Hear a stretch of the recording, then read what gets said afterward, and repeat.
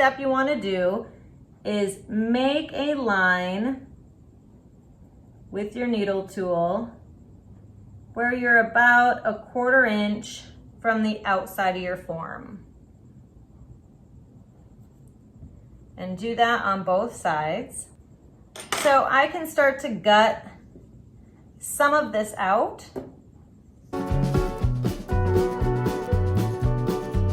If at any point while you're gutting this out, you feel your form start to squeeze inward or change shape, you want to just pause and let this stiffen up a little bit more so you're not kind of squeezing and misshapening it. You really want these forms to come back together nice and evenly so you have a nice strong seam so your form is less likely to split apart in the kiln firing. So right away you can make some pretty aggressive passes where you're gutting quite a bit of material out. But as you start to get closer to the outside, you want to slow down because you don't want to carve through your form. So you can start to feel the thickness. So from like here to here, I'm approaching that 1/4 inch, but from here to here, I still have like 3/4 of an inch. And from here to here, I still have well over an inch. So I must keep carving.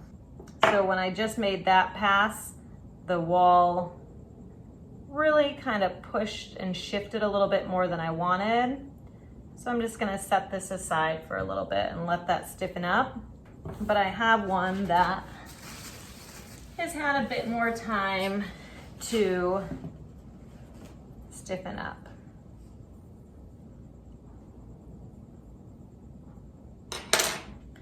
So you're gonna just keep carving this inside and checking your thickness throughout. And eventually you should start to see your outside shape become visible more on the inside. So where these larger planes are, I'm gonna be carving a little bit deeper. And where these ridges come in, I'm gonna have to be mindful of not carving as deep because they recede in further, so my tool will reach them quicker. The reason we make this 1/4 inch line is these two pieces have to go back together. If we didn't have this line here and we just kept carving all the way to the outside edge, we are gonna have an itty bitty amount of clay that we're trying to put back together, and we're gonna have a very, very weak seam. So you wanna keep this like at least, you wanna keep about 1/4 inch. If it's a little bit less than that, that's fine. But you do wanna keep a track on both sides that you can score so this can go back together nicely and you can have a strong seam. I've switched now to a bit of a smaller loop tool. And some forms you may even need to switch to even finer loop tools if you have some harder areas to get into. Ideally, you want that 1/4 inch throughout the whole form. So we are striving for uniformity, so things dry more evenly and we have less of a chance for any cracking. Now I'm gonna go ahead and compress on the inside here. So I'm just really taking my fingertips and compressing this clay and making it nice and smooth on the inside. And you can start to see that my inside is starting to match my outside. And that is going to be evidence of having nice uniform walls. If you do carve too thin in an area and you can feel when you're compressing, you can feel it pushing out into your hand, or you can actually see it misshapen your outside, you can just take some of this soft clay that you carved out and just put it back in and compress it back into that area. Compression is going to strengthen that clay and make it part of that wall again. So just make sure you compress really well.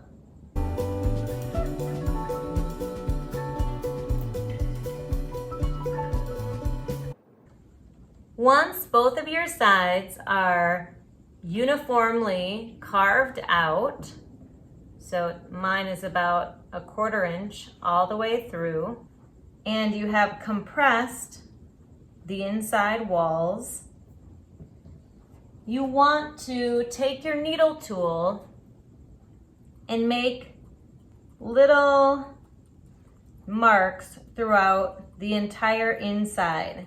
So I'm pushing the needle tool in about 1/8 of an inch.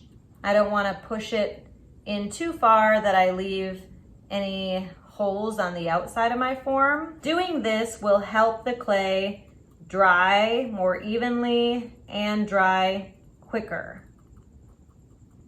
So if you were going to make this pumpkin into a jack-o'-lantern and you were going to cut out, so pierce the form where you're going to cut out eyes and a mouth or a nose so you could see into the inside of the form, then you don't need to do this technique because you're going to have holes cut into the form where air is going to be able to circulate into the inside, and it's going to be able to dry really nice and easily and dry much better. Because what's going to happen when we close this is we have just closed in a bunch of moisture on the inside. So if you're not cutting into your form, you're not piercing it, so you can't see into the inside, you do want to take your needle tool and make marks throughout the whole inside. If you do accidentally push the tool too hard and you poke through, no big deal, just flip to the other side and compress with your finger and just seal that hole.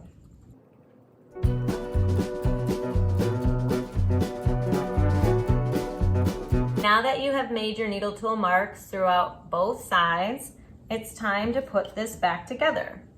So you are going to want to score.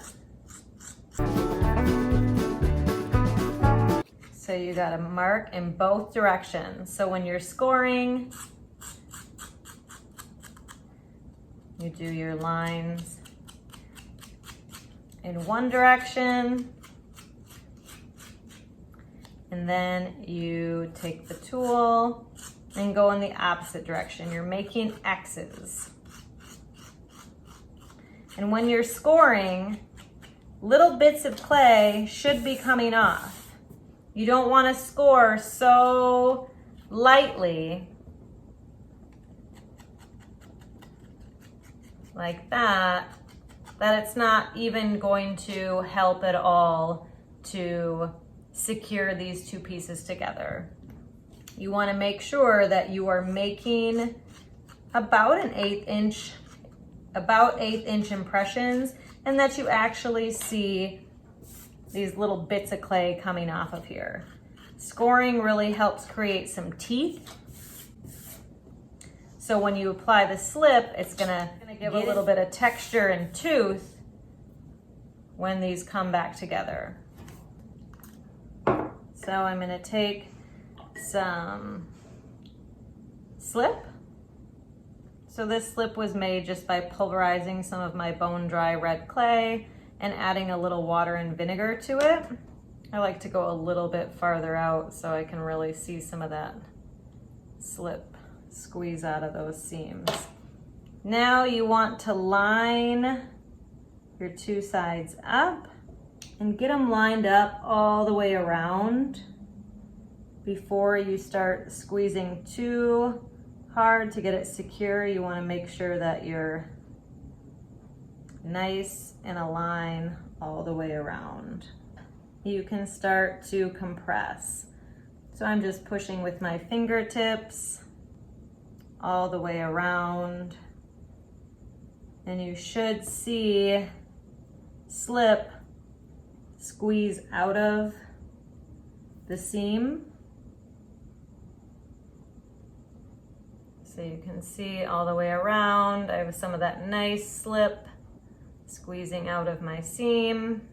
I can blend that in and get a better look at my seam to make sure it looks nice and secure and all the way attached all the way around.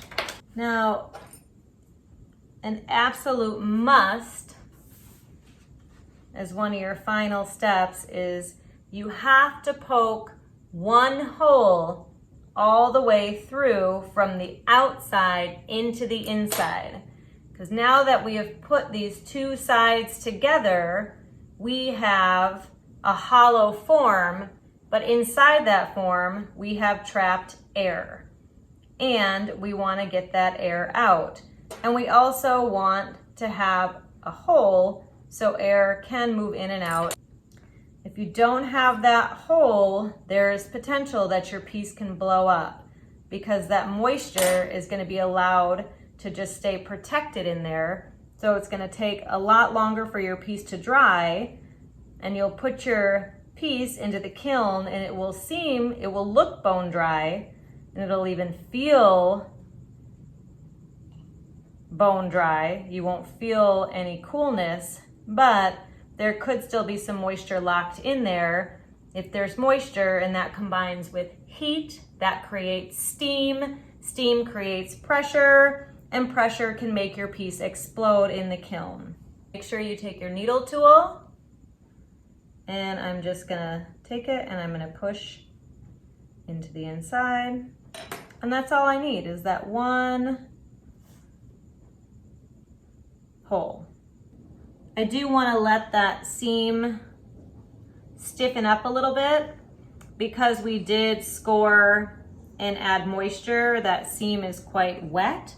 So we want that slip to be able to stiffen up and just let that seam be able to harden and just become a little bit stronger before we're doing too much to our form.